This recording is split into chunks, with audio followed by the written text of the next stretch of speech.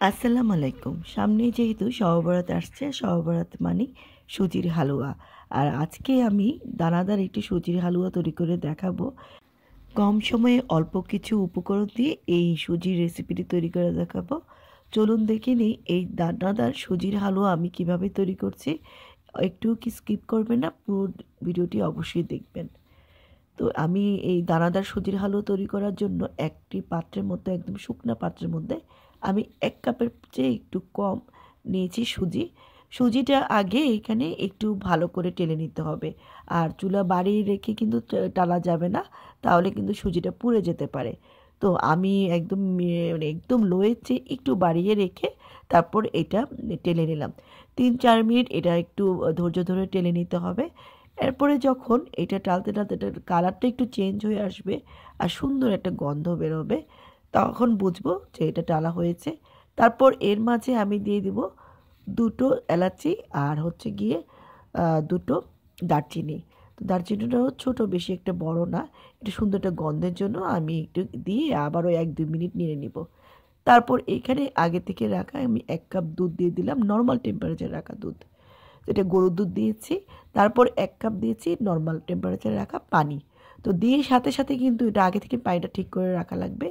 দিয়ে আমি সাথে সাথে কিন্তু এটা নাড়তে হবে। যদি রেখে দেন তাহলে কিন্তু এটা দলা বেঁধে যেতে পারে। তো আমি আবারও নেড়ে দিলাম। তো যখন পানিটা শুকিয়ে আসলো, মানে একটু সিদ্ধ হয়ে গিয়েছে, তখন এখানে 1 কাপ চিনির চেয়ে একটু কম নিয়েছি। মানে যে পরিমাণ সুজি নিলাম আমি ঠিক কিন্তু সেই পরিমাণে এখানে চিনি নিয়েছি। তো চিনি দেওয়ার পরে কিন্তু এই চিনিটা একটু গলে যাবে। তো ঘাবড়ানোর কিছু নেই, নাড়তে নাড়তে কিন্তু এটা শুকিয়ে যাবে। তো আমি এটা নেড়ে দিচ্ছি। এখানে কিন্তু আমি এখনও পর্যন্ত ঘি দিইনি। তারপর একটু সামান্য লবণ দিয়ে দিলাম চিনির ব্যালেন্সের জন্য। তো আবারও নাড়া শুরু করে দিলাম। নাড়তে নাড়তে যখন এটা প্যানের গা থেকে উঠে আসবে, মানে একদম পানিটা শুকিয়ে যাবে, তখন কিন্তু আমি চুলার আঁচটা কমিয়ে রাখবো। তো আমার এটা কিন্তু পানিটা শুকিয়ে গিয়েছে। তারপর এখানে দিয়ে দিলাম 1.5 চা চামচ পরিমাণ ঘি।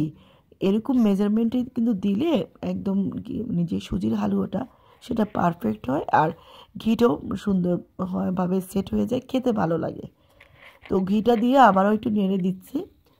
তো নাড়তে নাড়তে এটা কিন্তু একদম এটা হয়ে গিয়েছে, আর বেশিক্ষণ রাখা যাবে না। তারপর আগে থেকে ঠিক করে রাখা পাত্রের মধ্যে আমি এটা দিয়ে দিলাম।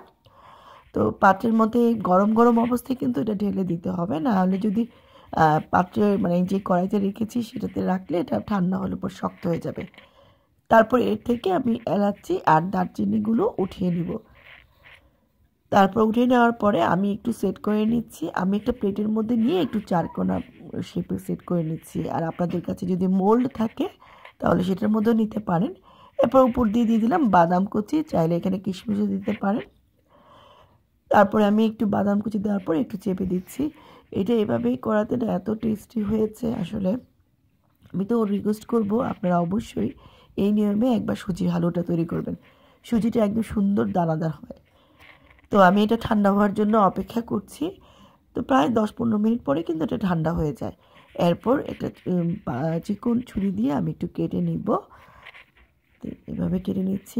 আর যদি কোনো যে ডিজাইনের সাজগুলো পাওয়া যায়, মোল্ডগুলো পাওয়া যায়, সেগুলো যদি দেন তাহলে কিন্তু গরম অবস্থায় দিতে হবে।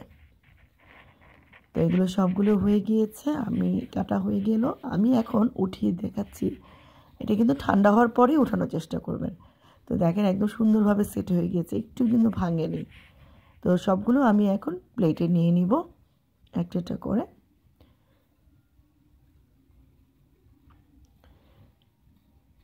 এভাবে বানিয়ে রেখে কিন্তু আপনারা 2-3 দিনেও রাখতে পারেন ফ্রিজে। প্রায় 1 সপ্তাহও রাখা যায়, কারণ এটা একদম সিদ্ধ করা আর একটুও ভাঙে না।